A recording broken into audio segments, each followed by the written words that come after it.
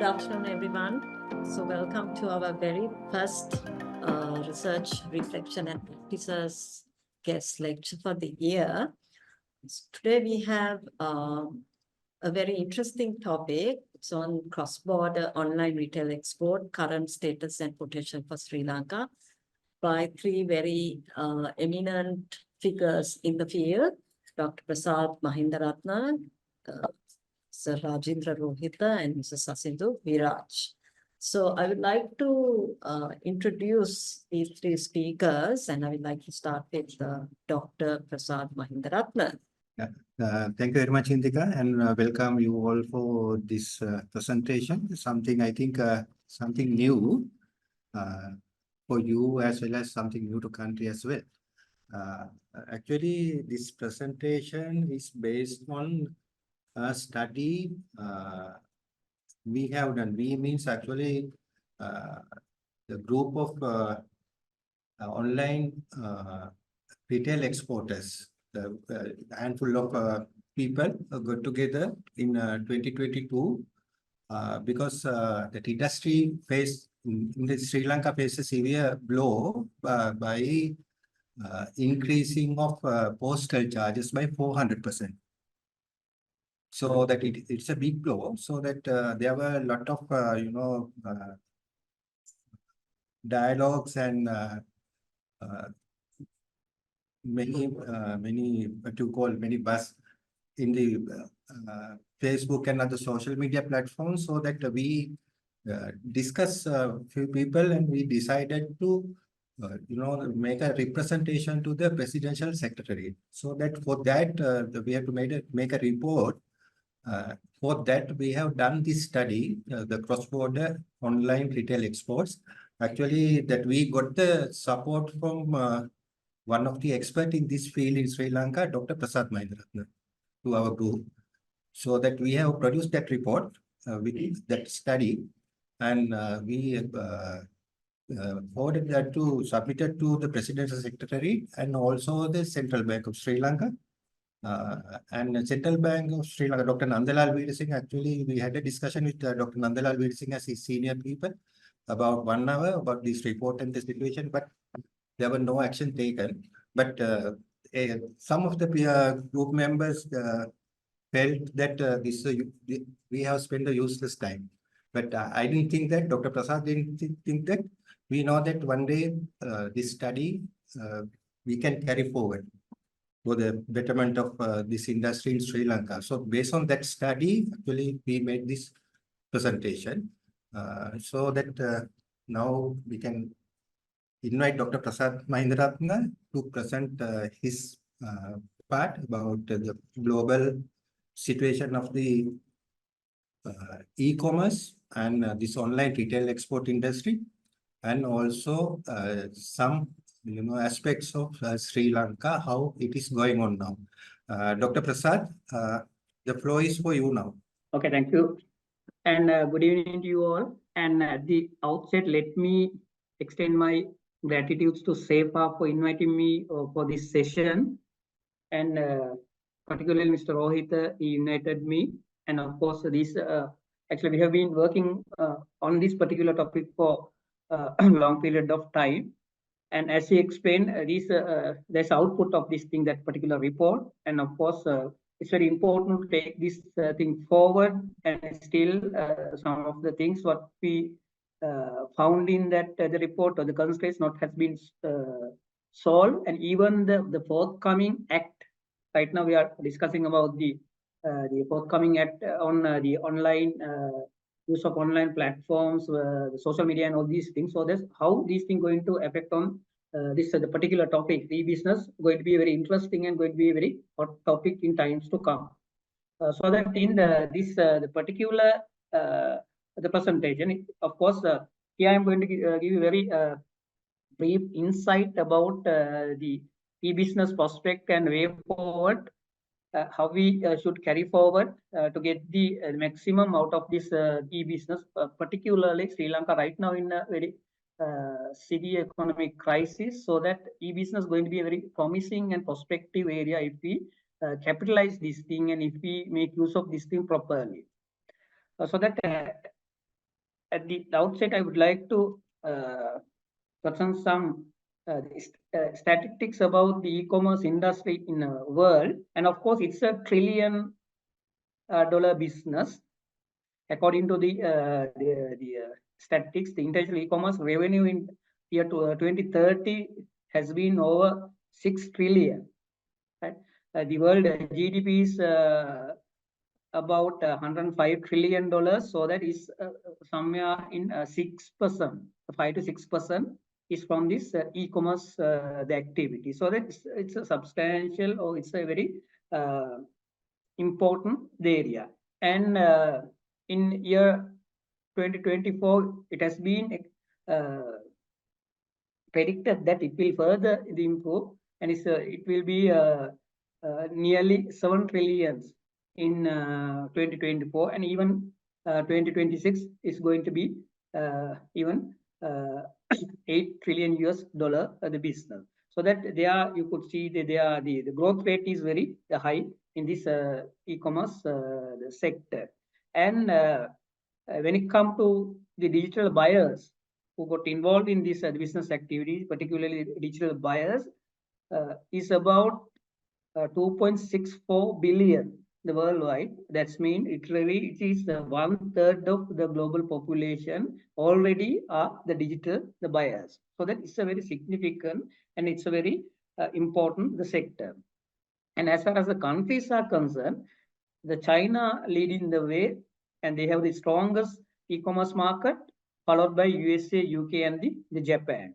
And when it comes to the products or product portfolio that have been the trade through this e-commerce platform, basically are the clothing, the shoes, the consumer electronics, books, movies, then the home entertainments, personal care and beauty industry. These are the products lines where has high rates of sales in this e-commerce platform. And then if we look at who are the big players in this e-commerce, the sales, as per the countries, these are the top 10 countries leading in the way in the e-commerce sales. And there you could see that China is exceptional. They are in 2020, their revenue recorded 3 billion US dollars, and second in the place US. There you could see that is around 30% of the China's the revenue, and thereafter you could see the UK, Japan, South Korea, and our neighbor India. They are on board in top 10, and Germany, Indonesia. Excitingly, Indonesia is again on board, and Canada and France. These are the top 10 e-commerce the sellers or the countries in the world according to the 2020 third reports. And when it comes to the companies, who are the big players, the giant companies in this e-commerce market, and there you could see that these are the main or the top 10 e-commerce companies in the world. Amazon leading the way, more than 80 billion US dollars revenue, followed by Walmart, then Home Depot, then the Alibaba group of the company in China, then the Reliance Industries, Process, Costco, then the Dingping, again a Chinese the company, Pingduo, this again a Chinese company, and the JD or the Jingdong, it's again the Chinese e-commerce company. These are the top 10 the companies perform well in the e-commerce market or the e-commerce marketplace. And if we just look at our situation, where are we? The e-commerce in Sri Lanka, and of course, this is a very brief information about. There are lots of studies, and even you could follow these studies. There are lots of studies and publications on e-commerce readiness of Sri Lanka, and we are at the 60th largest market in e-commerce, and our predicted revenue by 2023 was US dollars under 1,875 billions, right? And if we just calculate it's only a 0.4% of our total the revenue, right? In the world scenario, the average the contribution from e-commerce is 5%, 5 to 6%. But when it comes to our case, it's only 0.4%. So that this figure itself tell us that there is a long way to go, and there's lots of prospects and the potential for us to expand and to grow this particular sector, e-commerce sector.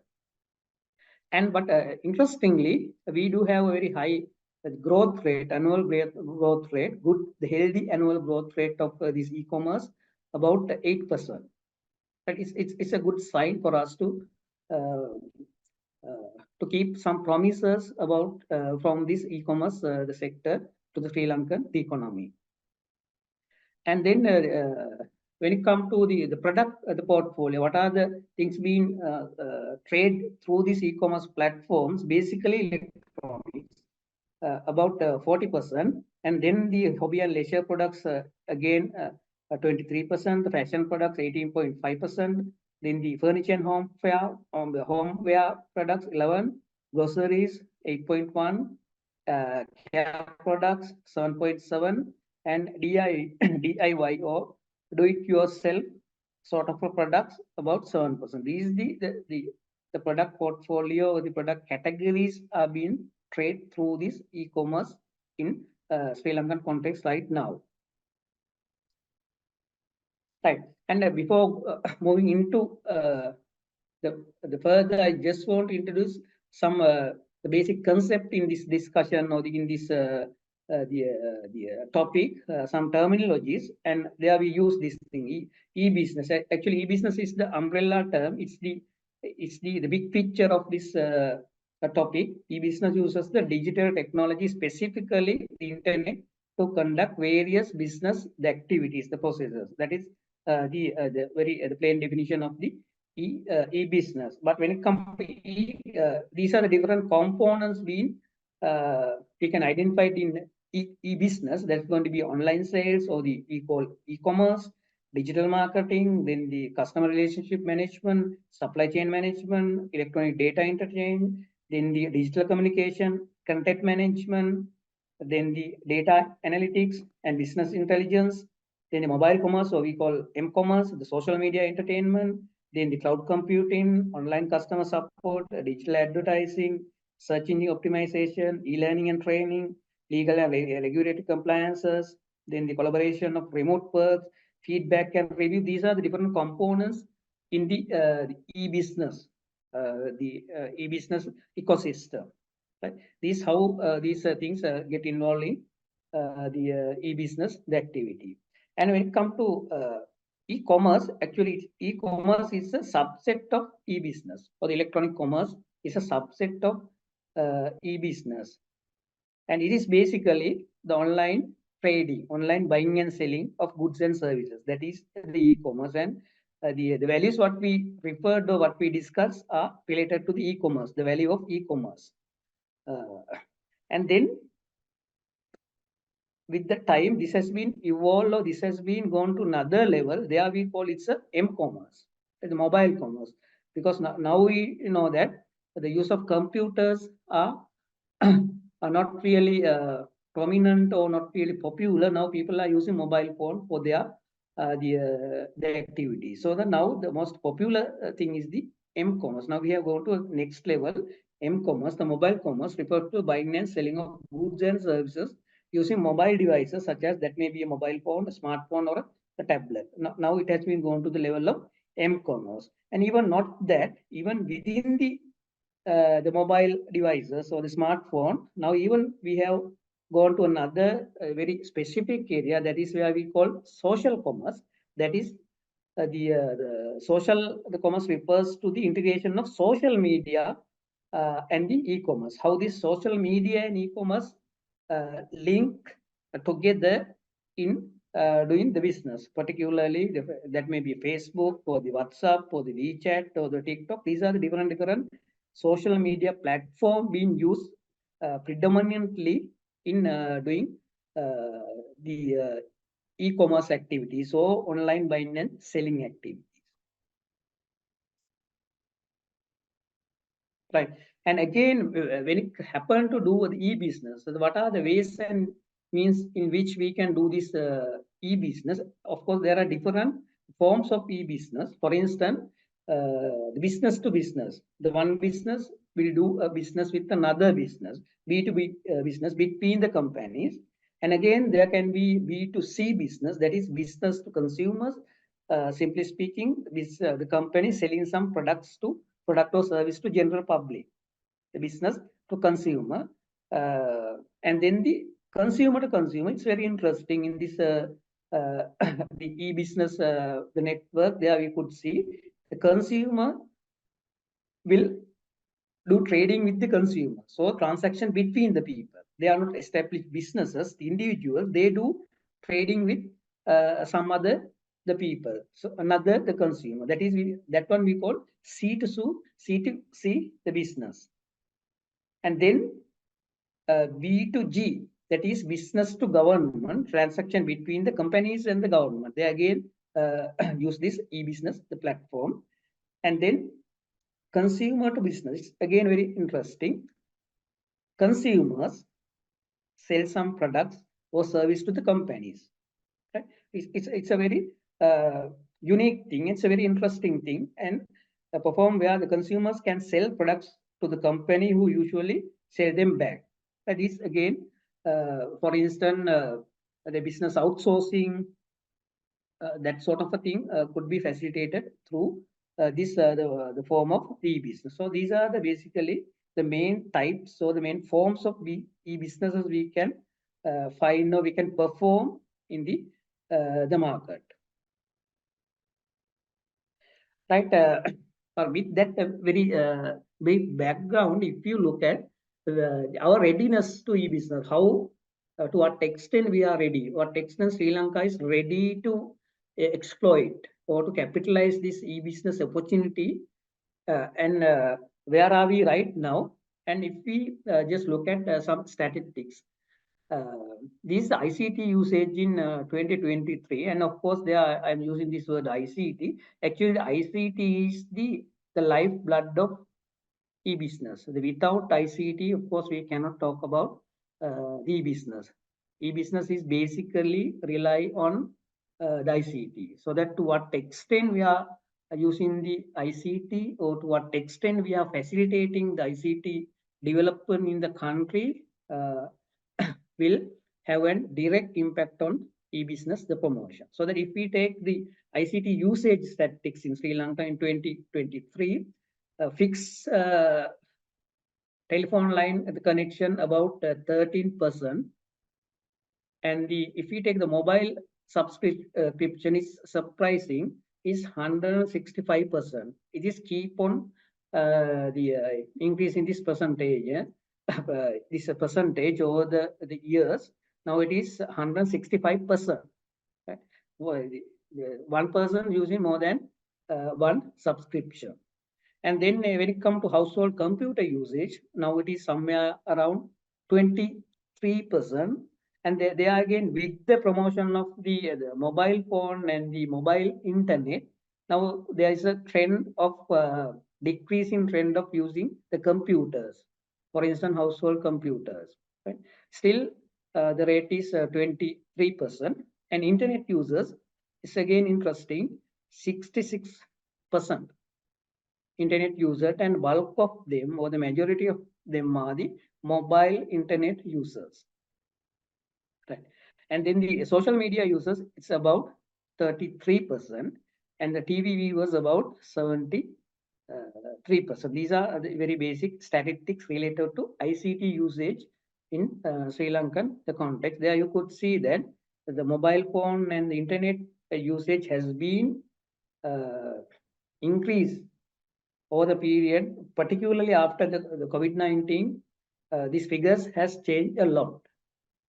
This is about the ICT usage, and more importantly, it's very important for us to get to know about the performance indicators. Right? By using these the ICT facilities, what we have done, where are we right? If we look at the computer literacy of the country, it is about 34%, right? And that is the computer literacy. And digital literacy, it's the computer literacy plus the mobile literacy. Then the digital literacy about 40%. And then there are some other very important indicators that give some idea about the ICT, the facilities, so our strength to capitalize the available ICT opportunities. One such indicator is we call network readiness index. Right? We'll just look at in this thing after a couple of the minutes. Network readiness index, out of 134 countries, we are at 18th position. And there's another indicator, important indicator, we call it ICT development index ranking. There we are at 107 the position out of 166 countries. And then there's another indicator, that is UN government development e-government development index ranking. There we are at 95th position out of 193 countries. These are the performance indicators. Where are we as far as the ICT usage is the concern? And this the network readiness index is very interesting indicator. Actually, it gives the degree of readiness of a country to exploit opportunity offered by information and communication technology. To what extent we are ready to exploit the opportunity created through this ICT. That is the basic the idea of this network readiness index. It is of course annually calculated and published by the World Economic Forum. It's a in their annual global technology report. It's going to be a part the network readiness index. These the latest the network readiness index figures, the top 10 performance in the world in 2023. There you could see that USA at the top of the rank, followed by Singapore, Finland, Netherlands, Sweden, Switzerland, then the Korea, Denmark, Germany, and the United Kingdom. These are the top 10 countries as far as the network readiness index is concerned. And there you could see the network readiness score. And when calculating this network readiness index, there are 4 pillars: the technology, the people, governance, and the impact. There are even sub pillars, and considering all these factors, they are deriving and they are calculating this network readiness index. And the overall ranking, USA is at the top of the network readiness index ranking. And if you look at our situation, where are we? Right? As we discussed, we are at 18th position, and it's very important for us to analyze this thing further. And there you could see that there are the 4 pillars: the technology pillar, people pillar, then the governance pillar, and the impact pillar. If you look at the technology pillar, it's about the access to ICT, the contents available, and the future technology. These are the main the pillars being considered in deriving this the ranking. And there you could see where are we and what is the score we have gained in this particular technology pillar. There you could see that we are very poor as far as the content is concerned. Actually, to promote the ICT or to promote the e-business, there should be content. There should be a digital contents. Right? There should be the softwares and there should be applications, so that we do have a problem of the content. And then people pillar, of course, individuals, the business, and the government. How individuals perform, how business perform as far as the ICT usage, how government is the perform as far as the ICT is usage. There again, we do have very average figures. And then the governance pillar, that is basically the trust on this ICT, the regulation, policies and regulations related to ICT, and the inclusion, the participation of different stakeholders in this the ICT usage. These are the criteria being looked in calculating governance pillar. and then the impact. It's very important. What is the economic impact? What is the impact on quality of life? And what is the impact of sustainable development goals? These how they have derived, and this how they have calculated this network readiness index. And if we in this cobweb there, you could see that if we compare this with lower middle income countries, of course we are in a good position as far as the fellow countries are concerned, right? But still, to get the maximum out of this the e-business game, they are definitely would have to improve our technology, and we have to educate our people to use ICT and e-governance policies to be developed, and impact is very important thing. And sometimes these the technology people and all these things are going to be there. Suppose that if we are using these ICT facilities just for information and just for entertainment or infotainment, then economic impact of these things are very the less. But even we have to consider these things also. This is our situation. And is the United States. They are at the top of the rank. And then we like to see, for instance, the Singapore. We used to every time we used to compare our country with Singapore. This the situation of Singapore. They are the second in the list. And then we would like to compare ourselves with our neighbor, the big brother, the India. They are at rank 60. Actually,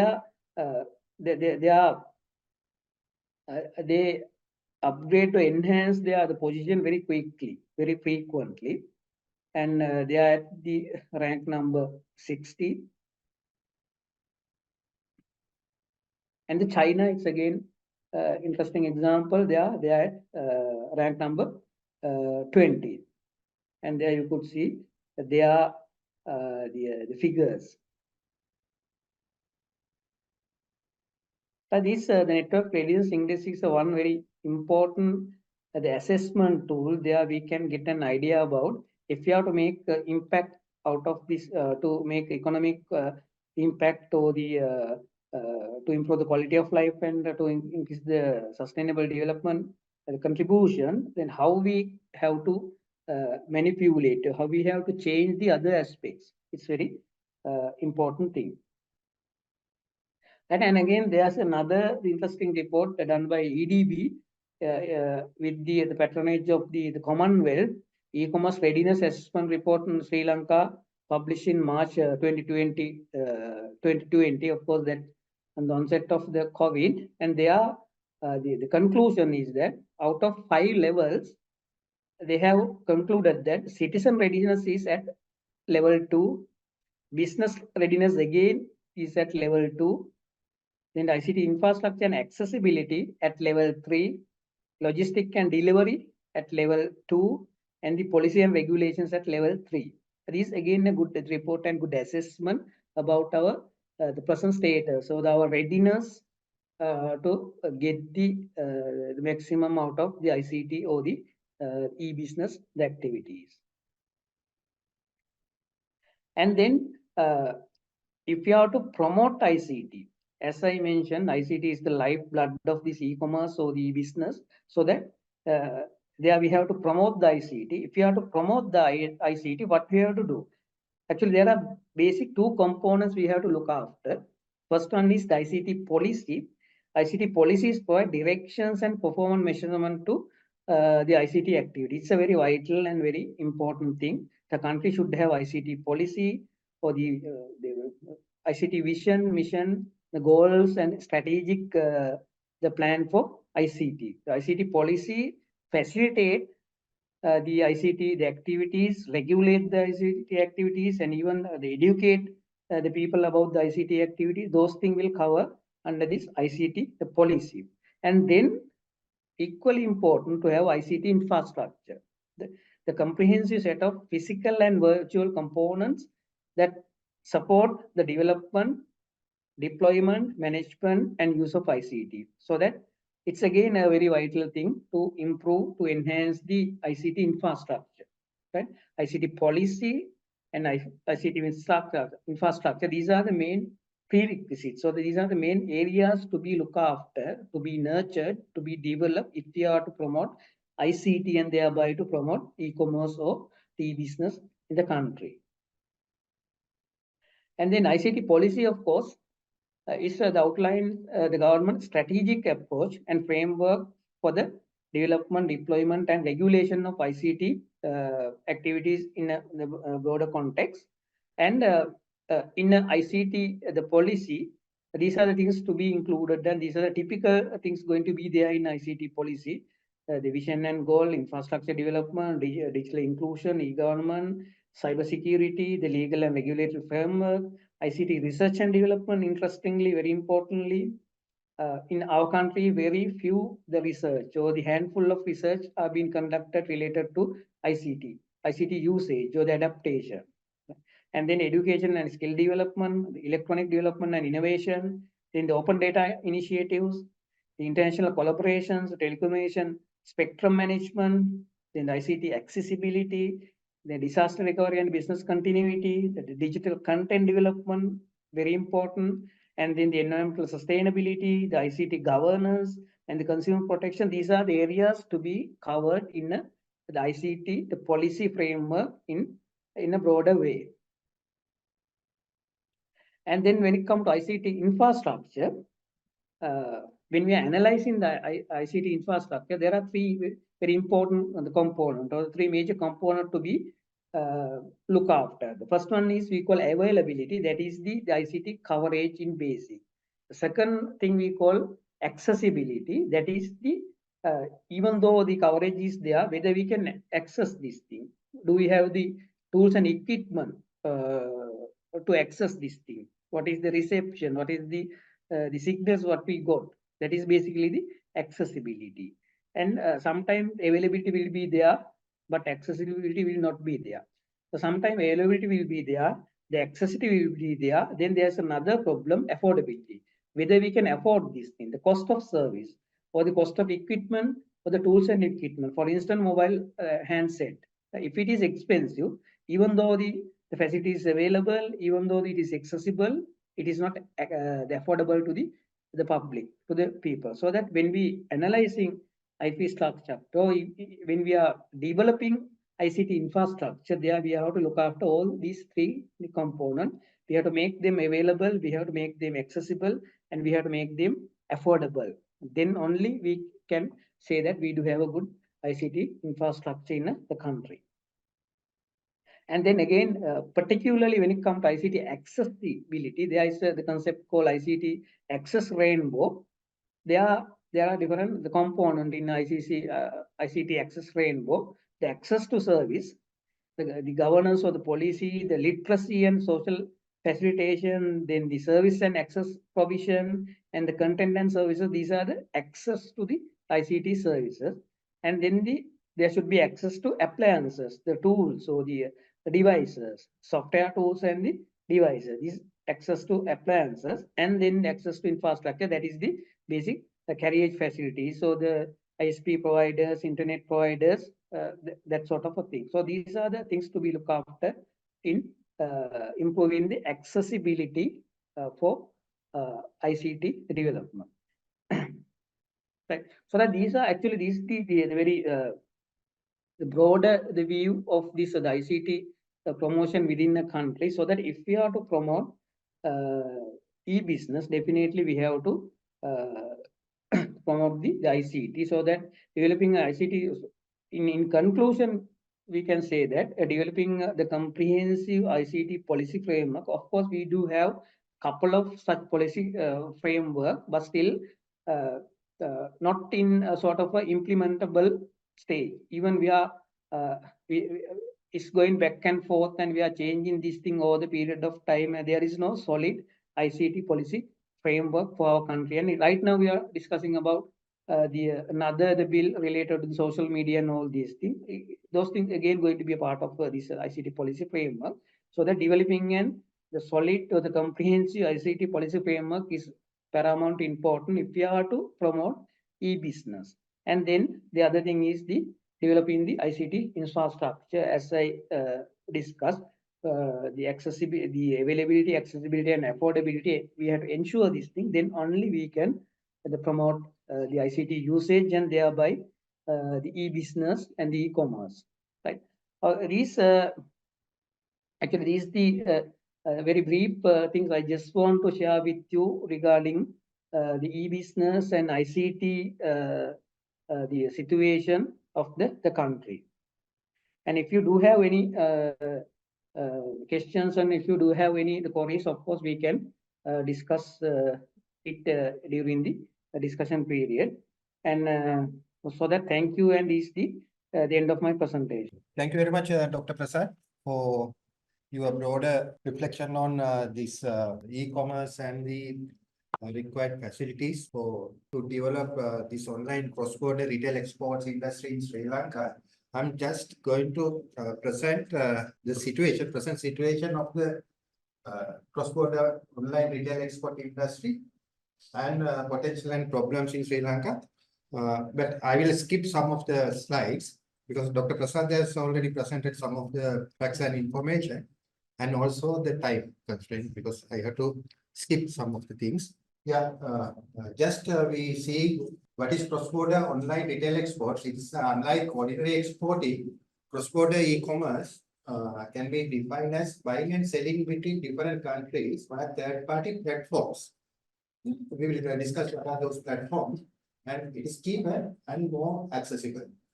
And it is also simple and selling everything that merchant needs to sell their products is on the online platform. Something like trade, audience, the marketing, logistic, and payment environment. So that there is a cross-border e-commerce industry. The global situation, Dr. Prasad has already presented. So that e-business refers to a wider range of business process, including supply chain management, electronic order processing, and customer relationship management, designed to help companies operate more effectively and efficiently. Yeah, over the last few years, actually, the e-commerce started in 1990s. So over the last 30 years, that it has become an indispensable part of global retail framework. So Dr. Prasad has already presented some of the figures.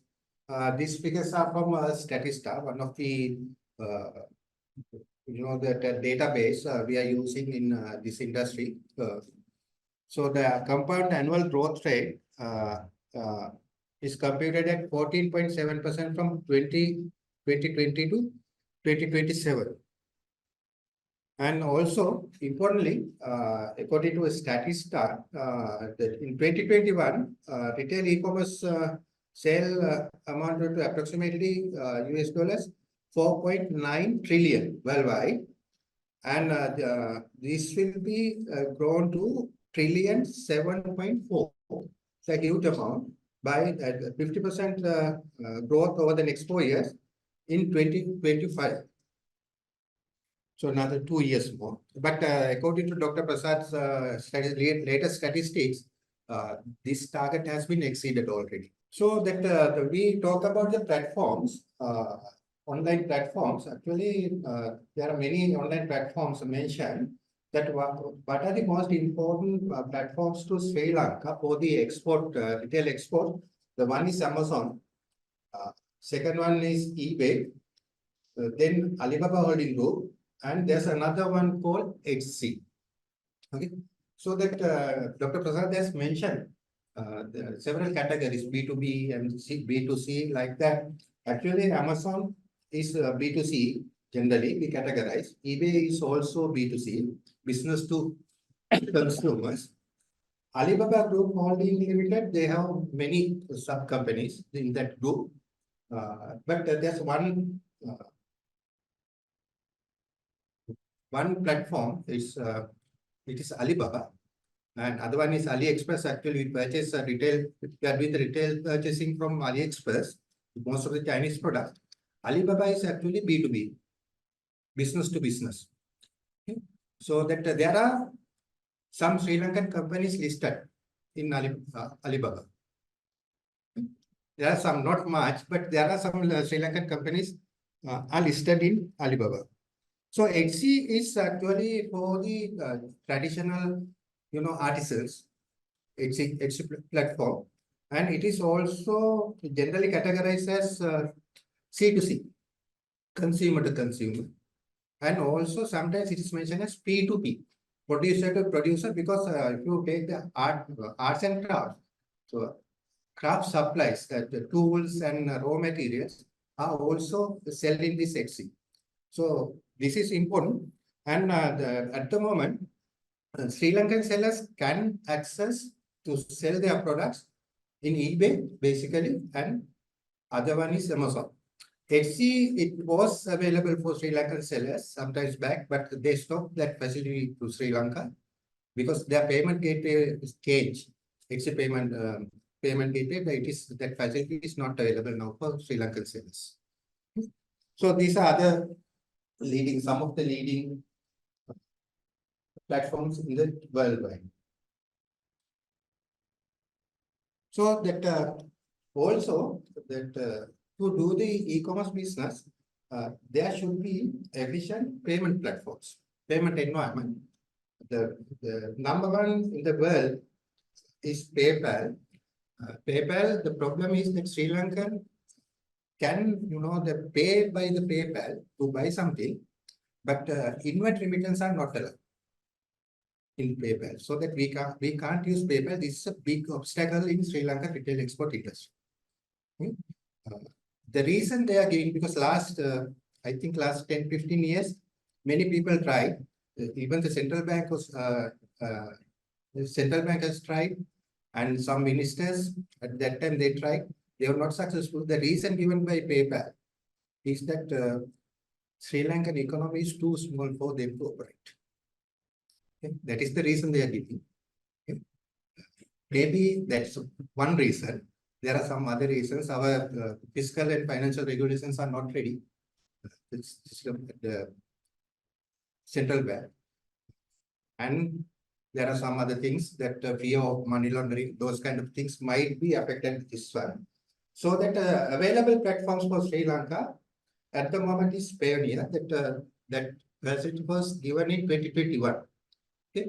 There was a big boom that was allowed to Sri Lanka in 2021 through eBay. The eBay sellers are using, in Sri Lankan eBay sellers, they are using Payoneer. So that there was a big boom when they provided this facility to Sri Lanka and the Amazon page. So the people who are selling in Amazon, they can use this Amazon.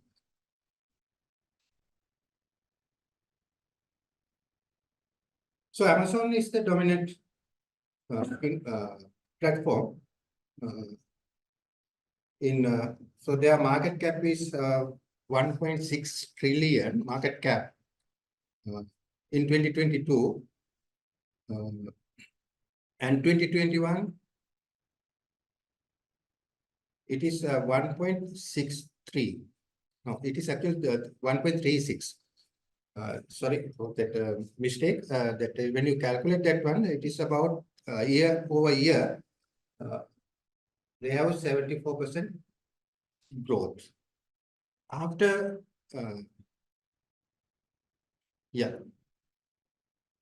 also, they have about 5.2 billion visits to their sites for the purchasing by the customers through mobile and desktop sources.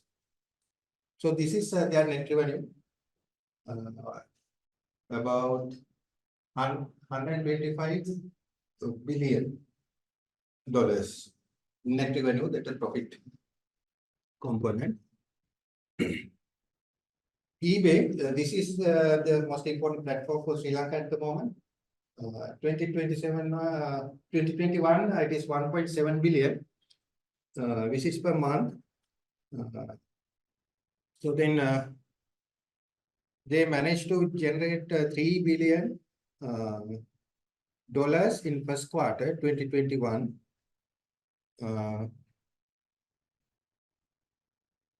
Yeah, this is the actual, this is eBay is the platform mostly used by Sri Lankan sellers, so that they also have some considerable market cap. Yeah, the one problem is actually the Sri Lankan sellers are facing that the logistic services, postal services, and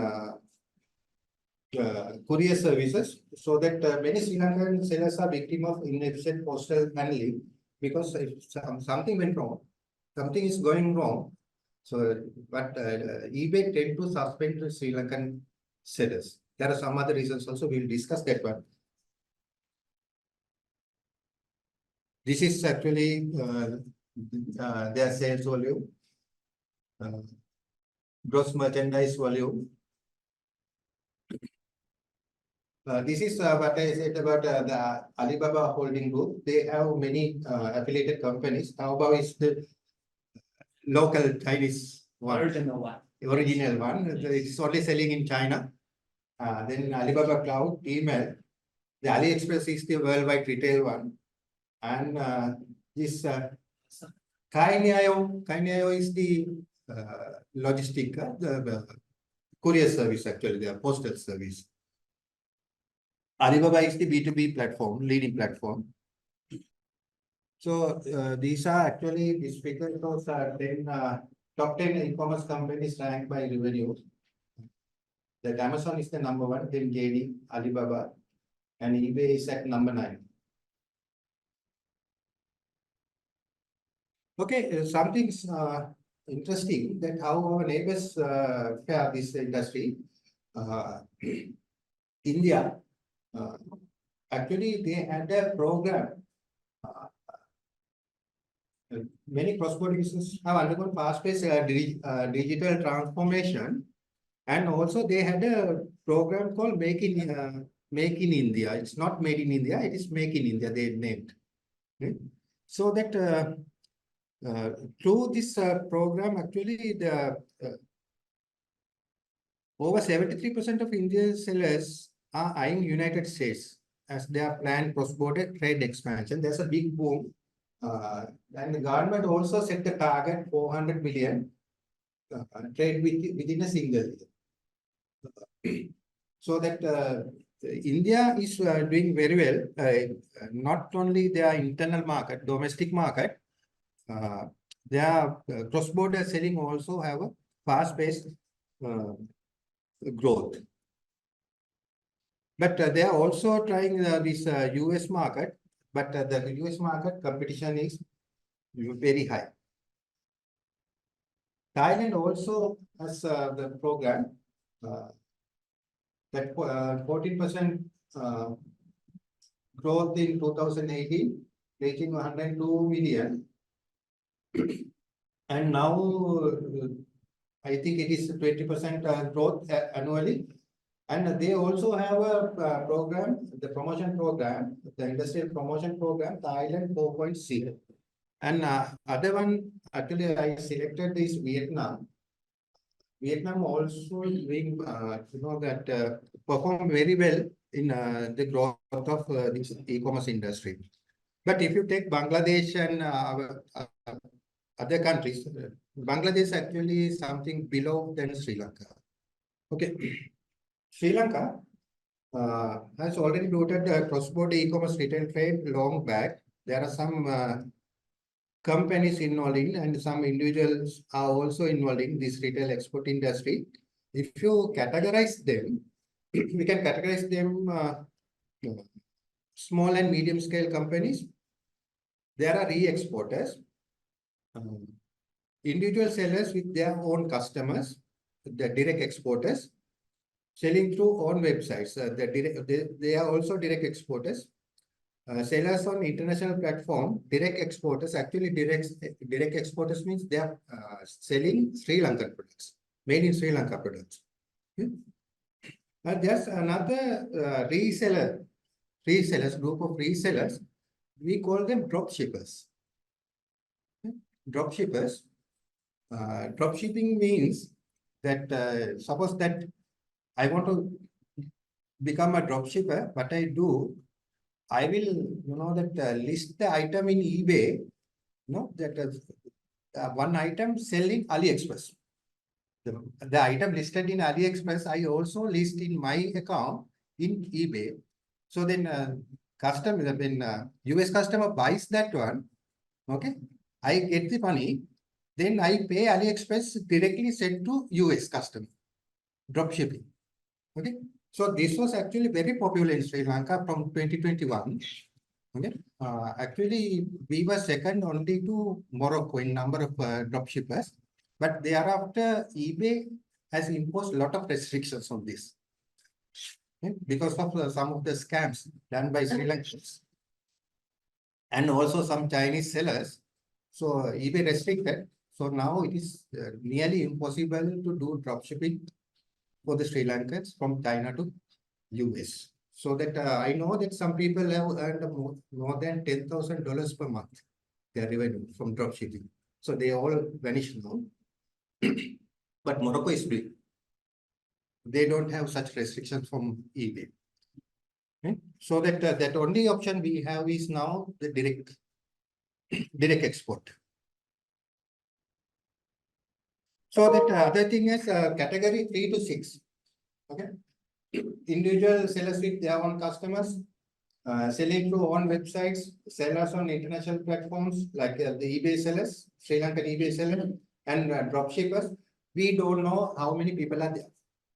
Okay, these figures are, yeah. Then actually, according to our study, that through that social media groups, we actually search through social media groups, Facebook groups. There are some groups have the membership over 50,000.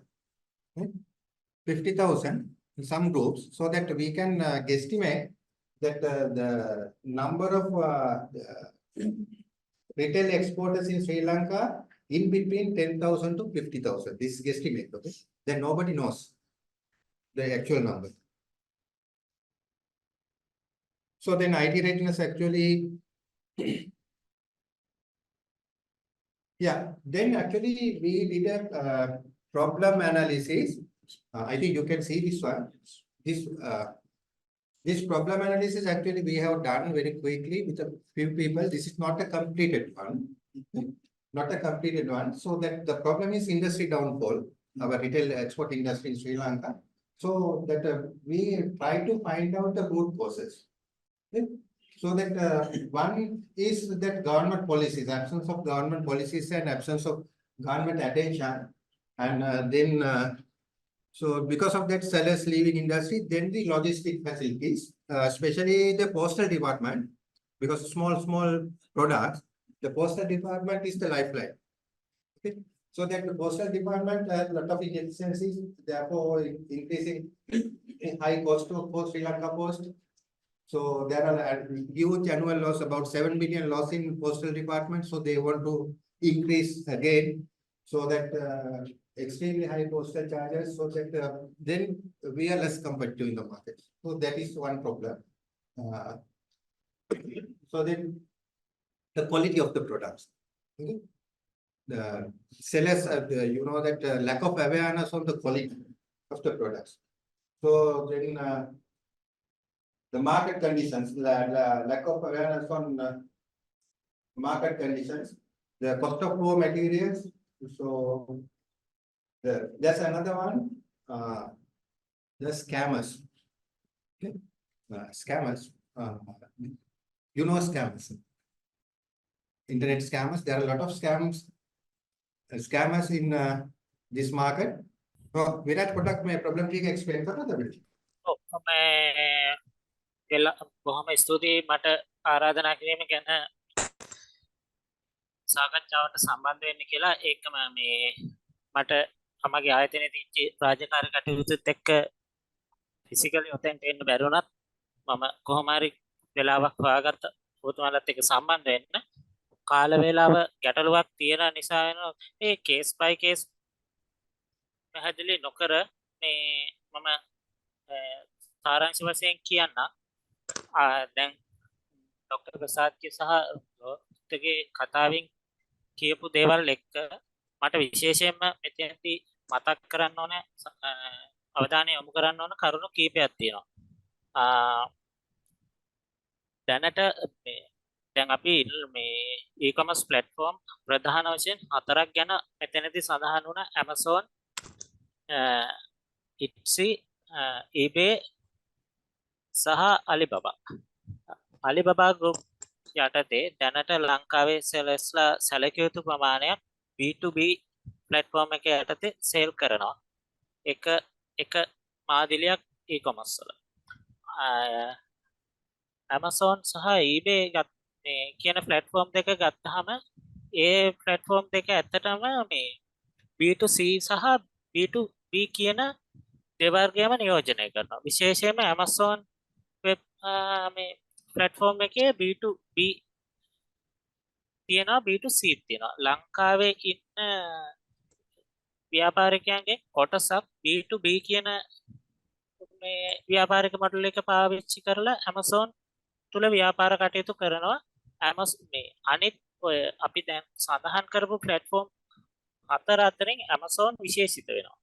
Amazon වල එයාලා sellers-ලට අලෙවි කරන්න ක්‍රම දෙකක් දෙනවා. එකක් ඕනම seller කෙනෙක් තමන්ගේ රටේ ඉඳගෙන තමන්ගේ රටේ නිෂ්පාදනය US හෝ තමන්ගේ බය කුමන රටක හෝ ඉන්න තමන්ගේ බය කෙනෙකුට අලෙවි කරන්න පහසුකම් සපයනවා.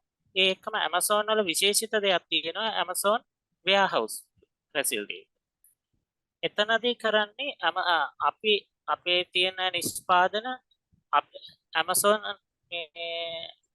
වෙබ් අඩවිය තුළ අලෙවි කරුවන්ට සෑම අලෙවි කරුවෙක් සඳහාම Amazon warehouse වල වෙනම නිශ්චිත ස්ථානයක් වෙන් කරලා තියෙනවා තමන්ගේ භාණ්ඩ ගබඩා කරා. ඒක තුළ අපිට අපේ භාණ්ඩ ගෙනහිල්ලා ඇමරිකාවේ Amazon warehouse වල ඒවා තැන්පත් කර තියලා තියන්න පුළුවන්.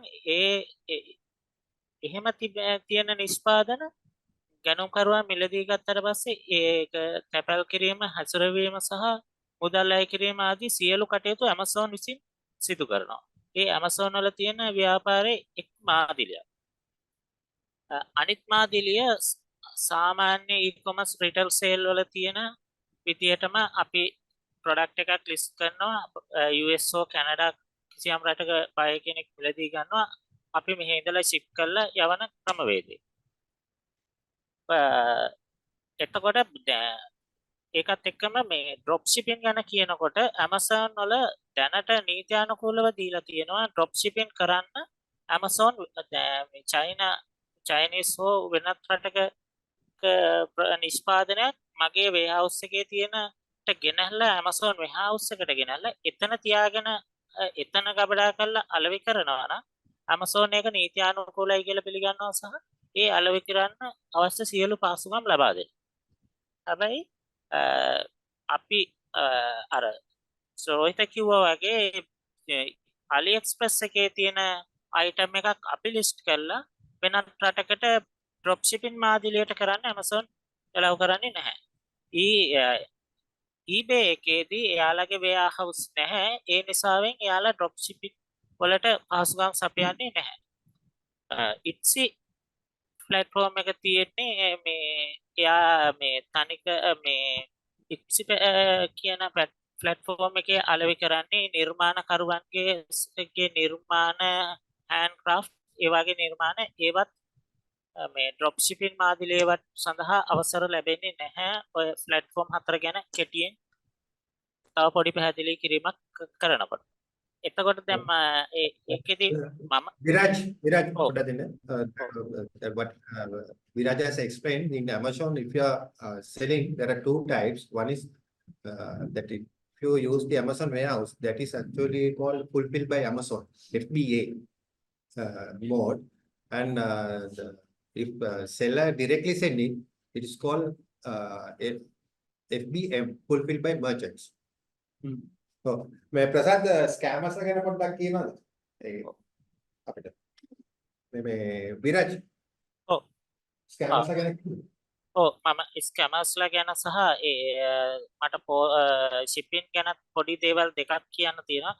දැන් අපි මම හිතන්නේ ડોක්ටර් නන්දලා සමග කරපු සාකච්ඡාවේ සහ ජනාධිපති කාර්යාලයට දුන්නු ලේඛනවල කියනවා දැනට ලංකාවට ડોක්ටර් ප්‍රසාද්ගේ පුරවකථන සහ ඒ සංඛ්‍යා ලේඛන වලින් පෙන්නවා අපිට කොතරම් මුදලක් එන්න තියනවද උපයන්න පුළුවන්ද කියලා ලංකාවට ওই සංඛ්‍යා ලේඛන වල තියෙන මේ සංඛ්‍යා වලින් 10ක් 20ක විතර ප්‍රමාණයක් තමයි මහ බැංකුව හරහා ශ්‍රී ලංකාවට එන්නේ තැනට. ඒ සියලුම මුදල් මේ අතරමඟදී PayPal සහ Payoneer වලින්ම මේ වෙනත් ව්‍යාපාර සඳහා මේ අර money laundering සඳහා භාවිතා වෙනවා.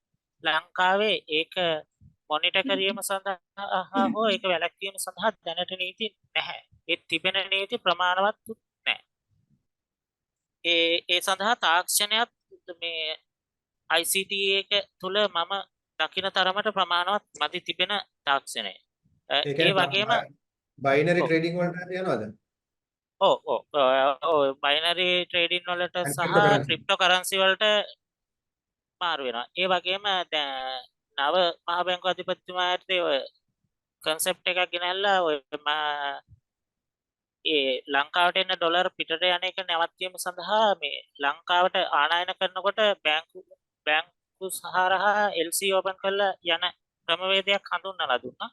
නමුත් ඒකත් අද වෙනකොට අසාර්ථක වෙලා තියෙනවා. මොකද විදේශ රටක ඉඳලා ලංකාවට බඩු මේ බාණ්ඩ එවනකොට LC ඕපන් කරන්න අවශ්‍ය වෙන්නේ නැහැ. ඒ හරහා නැවතත් අර මුදල් පිටරට ඉන්න කෙනෙකුට යවලා ඒ හරහා බඩු වෙනවා ලංකාවට මේ මුදල් ලබා ගැනීමේ ක්‍රමවේදය අහිමි වෙලා තියෙනවා.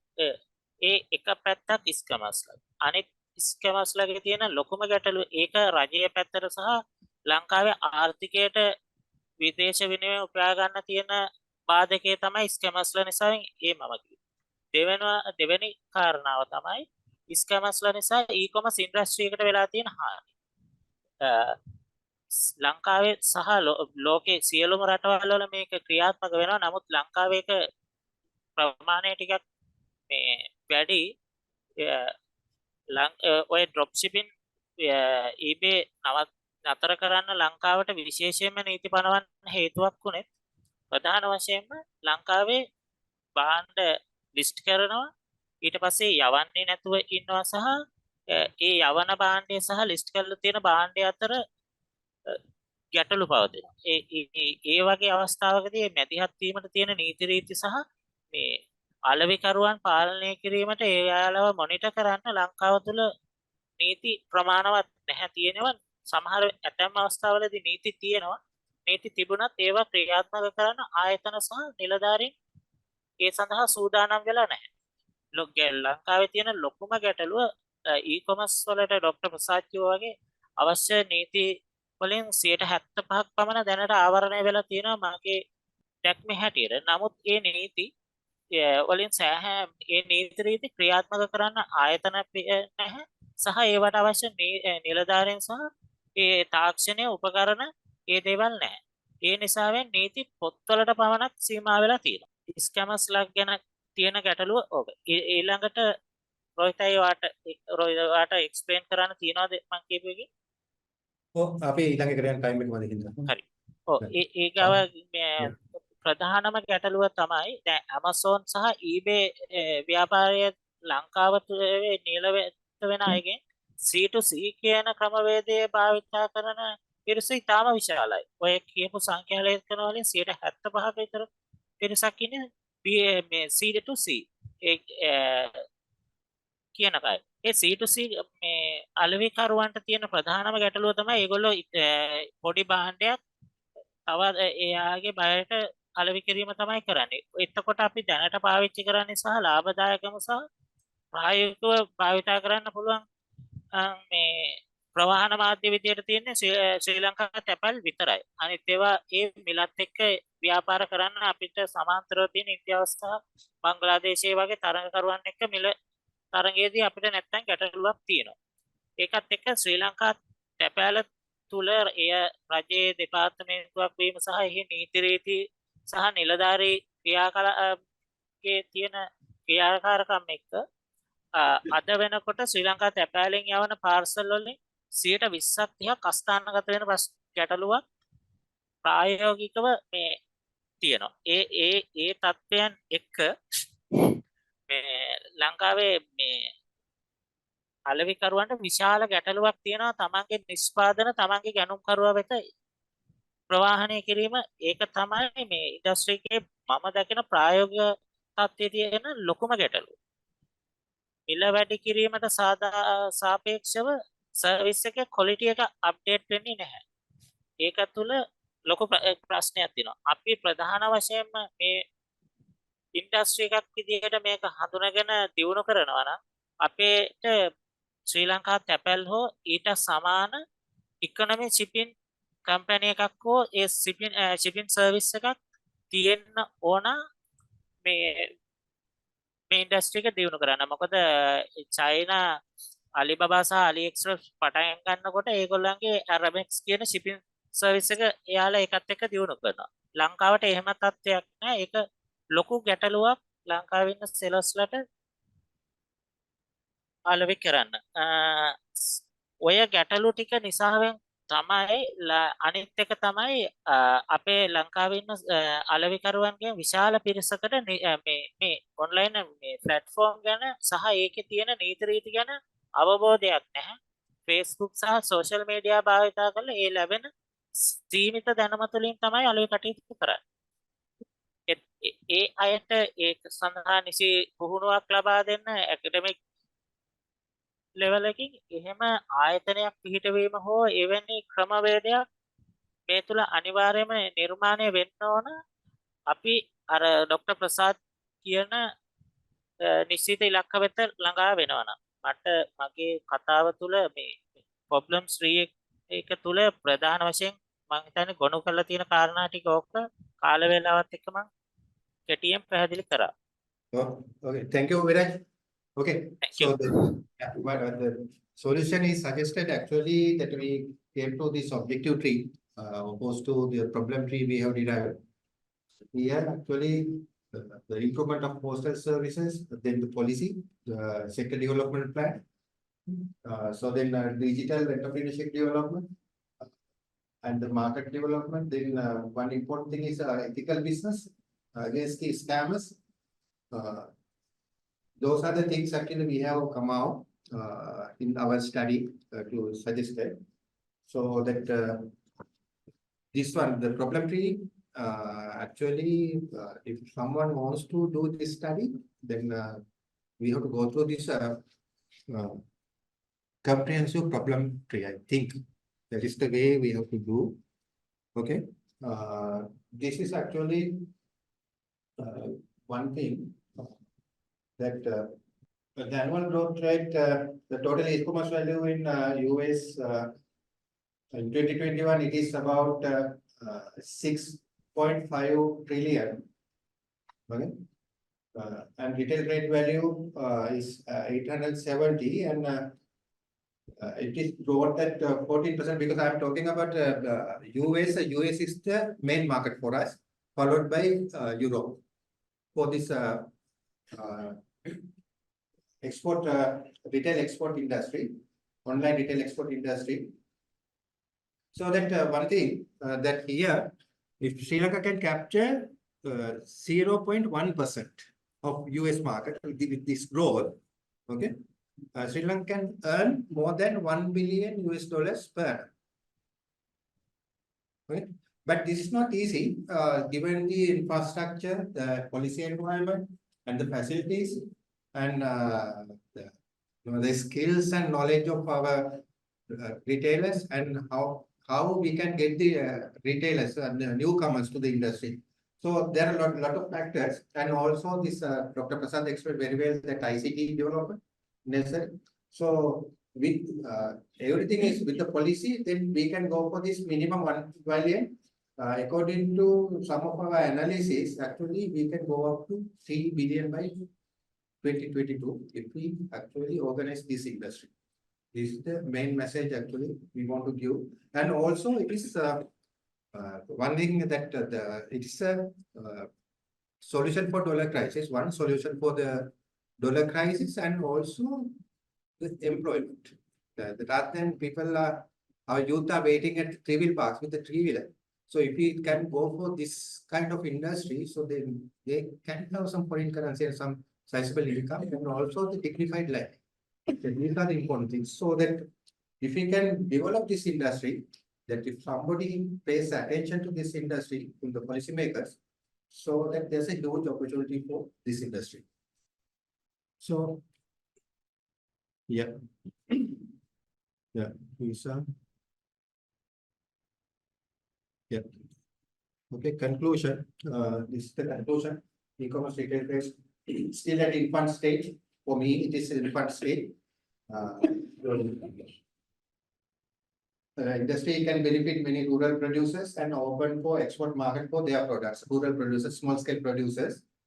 And there's a vast potential to develop industry to bring more dollars, at least $1 billion. So if the relevant government agencies facilitate the private sector, especially the small scale retail exports, the achievement of $1 billion target is feasible. This is what our study shows. Okay, thank you. So I just want to thank all three presenters again, especially Rohitha for coordinating this and getting the other two speakers on board. So thank you very much for a very interesting discussion. I'd also like to announce that our next RRP will be on the 22nd of February, and Dr. Muthukrishna Saranathan from the University of Jaffna will be talking to us about AI, plagiarism, that kind of thing.